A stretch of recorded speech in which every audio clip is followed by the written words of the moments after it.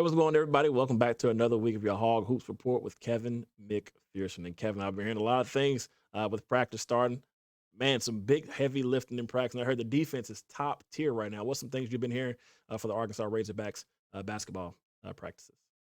Well, you said it. It's the defense, CJ. That's been we talk about that the last few segments, and they're Yep. really about halfway through, getting close to that midpoint of those limited summer practices. 4 hours a week on the court is all they get, and Eric Musman and his staff are going to make the most of that. But look, these guys are also going to get 10 extra full practices before they head off to that foreign exhibition tour. 4 games starting in Spain, wrapping up in Italy. Right. That's early to mid-August. So at some point in July, they're going to get 10 days of full practice. So they actually get to expand on those limited practices. So I think that's going to be a good thing for this team. But you bring up the defense. It's that collective length and athleticism, floor IQ. Eric Musman put out a graphic, I think, earlier today, comparing Arkansas's average height and length Man, to NBA, and very it's tall. up there. It's basically on par, if not edging some out there. And Yeah. that's going to be, if you look at, I keep saying it, if you look at what Arkansas's identity has been so far under Musman, it really starts at that defensive end. Yep. Once they solve personnel, their rotations, and how they communicate on that end of the floor, on that side of the ball, that's when Arkansas has really picked up steam, maybe in some mid-January slumps, and not only turn those slumps around, but won in a big way on their way to Elite Eights and back-to-back seasons. So I think it's a good sign when the defense is already this much being talked about and praised this early, Yeah. right? Just in June so far. So we'll see how that plays out. I know Musman's got 11 newcomers out of 13 scholarship players, a lot of talent there. 3 5 stars who, by the way, CJ, I want to give an update on that. I continue to hear just how good these guys are. And, I've just recently, this past week, put out my projection for a top 7 rotation. All 3 of those guys, Nick Smith Jr., Anthony Black, Jordan Walsh, are in there.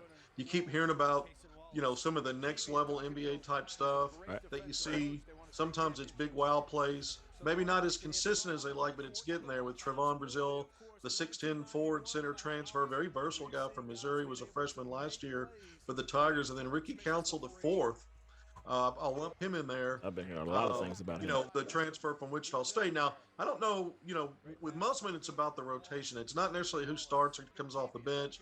We've seen Devo Davis in 2 years, come off the bench last season to help the team to Elite Eight as a sixth man. The year before that, he earned a starting role midway through and kept that. But he still played top 5 minutes. So, we want Right. to take some of the great salt. But when I bring up those 3 5 stars and I talk about Brazile and Council, those are 5 guys I've identified weeks ago in an article I did at Ogville as having NBA potential. We talk about Devo Davis. An onlooker at practice just last week said Devo was playing angry defense. He was an angry defender. And you want that kind of passion from a guy like Devo Davis, who, Yeah. who turns and flips games sometimes by just being passionate and energetic in 50-50 ball battles. Sometimes it just is winning a few. And real quick, Kevin, the Pro Hawks to go to the NBA Summer League in California. Tipped off yesterday. The Lakers were in action. Mason Jones had a good outing out there as well as the Warriors. The Warriors were out there as well with Moses Moody and JD Note. Talk about those Pro Hawks in NBA Summer League yesterday.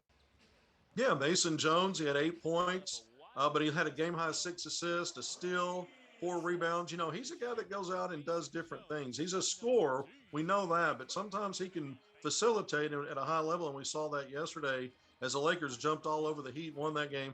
Yeah. Moses Moody, JD Note did not play against the Kings last night. They're saving them up for this big battle tonight, CJ, between Mason Jones and the Lakers and the Warriors. I think Moses Moody and JD Note, who signed on with the Warriors Summer League. I think all of those guys will see the floor tonight. So that's going to be an interesting game to watch. Then you got Jalen Williams. He just got drafted number 34. We were there Yeah, we were for his there. draft party, but he's with the Oklahoma City Thunder. It's a quick turnaround from draft to being in the Summer League. And so his team's also starts out before Vegas in that Salt Lake City event. So his team, the Thunder and the Sixers, are going to meet up. So you not only have 7 former Hogs when you look at all those guys, Yeah. plus Stanley Moody, who signed an Exhibit 10 contract, a 1-year non-guaranteed as an undrafted free agent. He's with the Detroit Pistons Summer League. So you got Right. 7 Pro Hogs in the Summer League, and you got several of them going head-to-head and some playing together. So this is, to me, it's appointment television already, even though the 21-22 season just wrapped up and crowned the Golden State Warriors champion just a few weeks ago. Man, it's off and running, and it's hot if you're a Hog fan. Kevin, it's always good as it is every week, man. I appreciate you stopping by. Good to be with you, CJ. Thank you. We got more Pick Trail coming up after the break. Make sure you guys don't go anywhere.